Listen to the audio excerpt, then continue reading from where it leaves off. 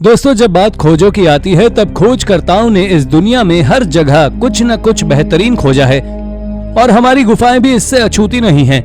प्राचीन इंसान पहले गुफाओं में ही रहा करते थे, जिसके चलते इन गुफाओं में कुछ न कुछ रहस्यमय मिलना लाजमी सी बात है।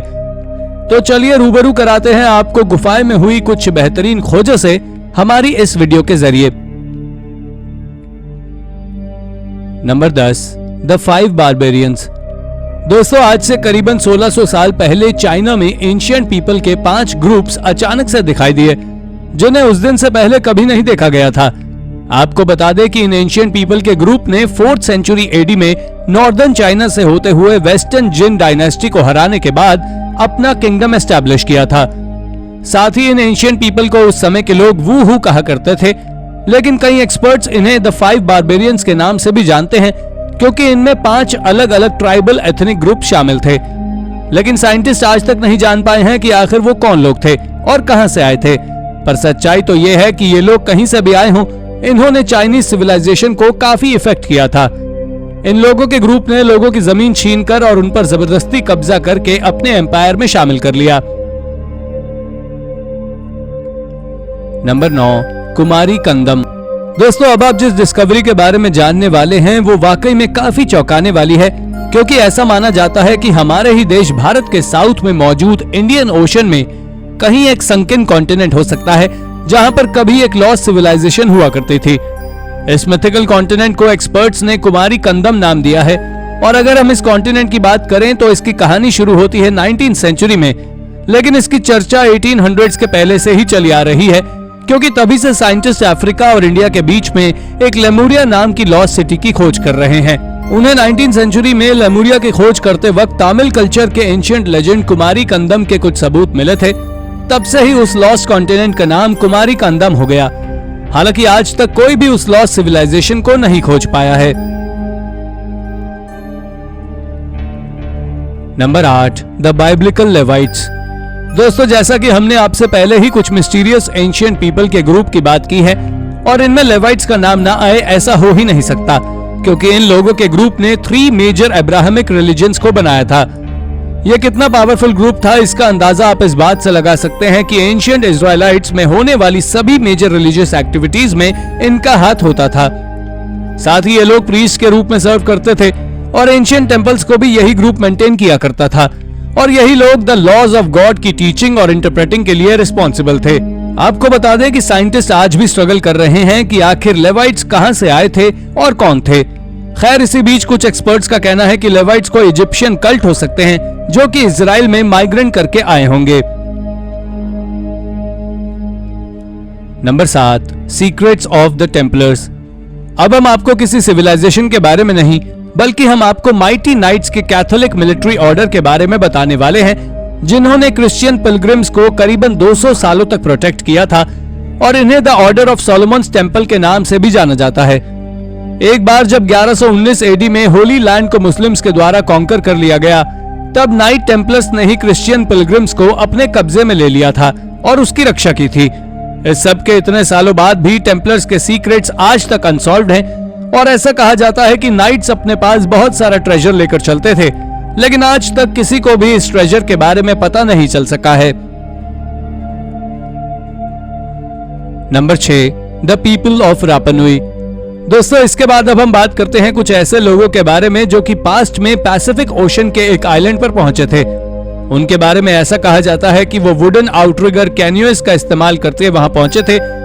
उन्होंने सी को नेविगेट करने के लिए स्टार्स और ओशन के स्वेल्स का इस्तेमाल किया था। पर अगर हम इस बारे में बात करें कि आखिर इन लोगों का ओरिजिन कहां से हुआ था या ये लोग कहां से यहां तक पहुंचे थे, तो ये बात आज तक एक मिस्ट्री बनी हुई है।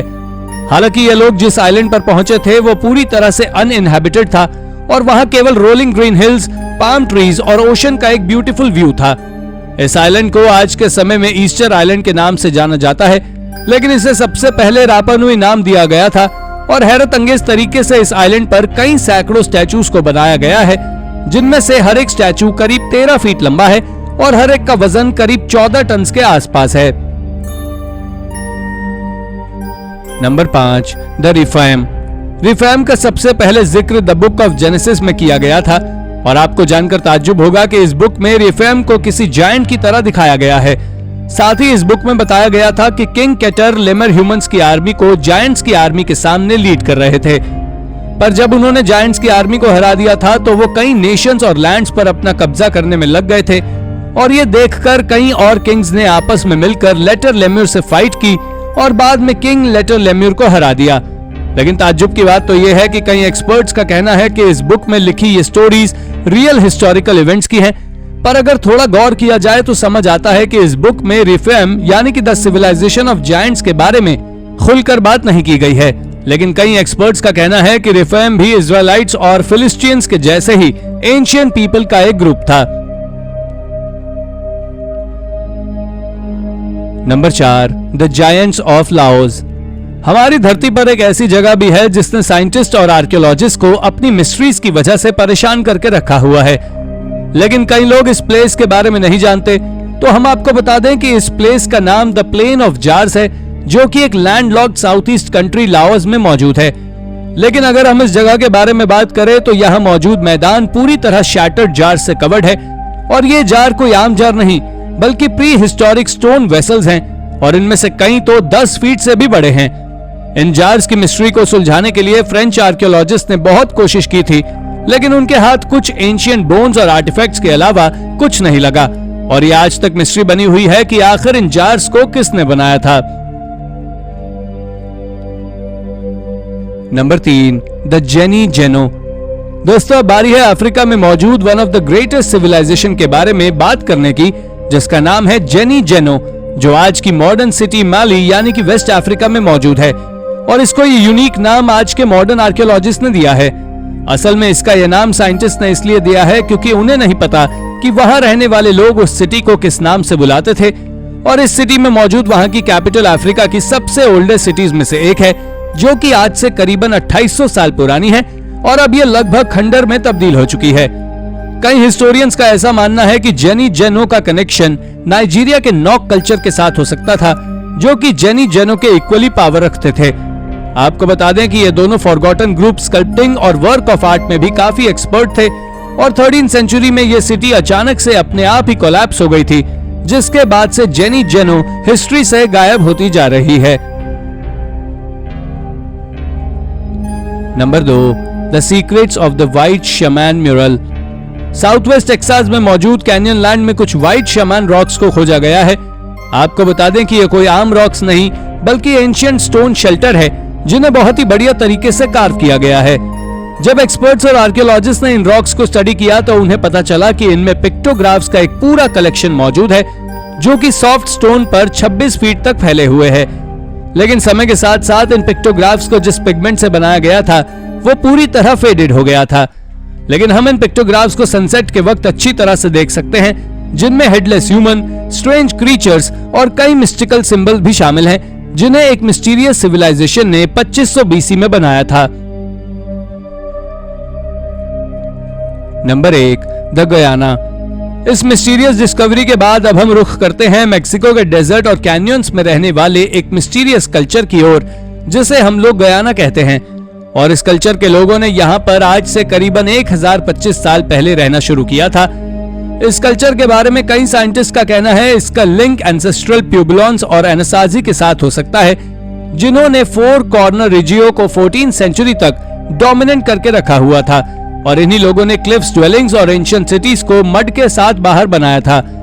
साथ ही वहां से आर्कियोलॉजिस्ट ने बास्केट वीविंग पॉटरी और शेल्स से बने हुए ऑर्नामेंट्स के एविडेंस भी खोजे हैं, जिन्हें गयाना सिविलाइजेशन अपने द्वारा बनाए गए टावर्स पर छोड़ गए थे।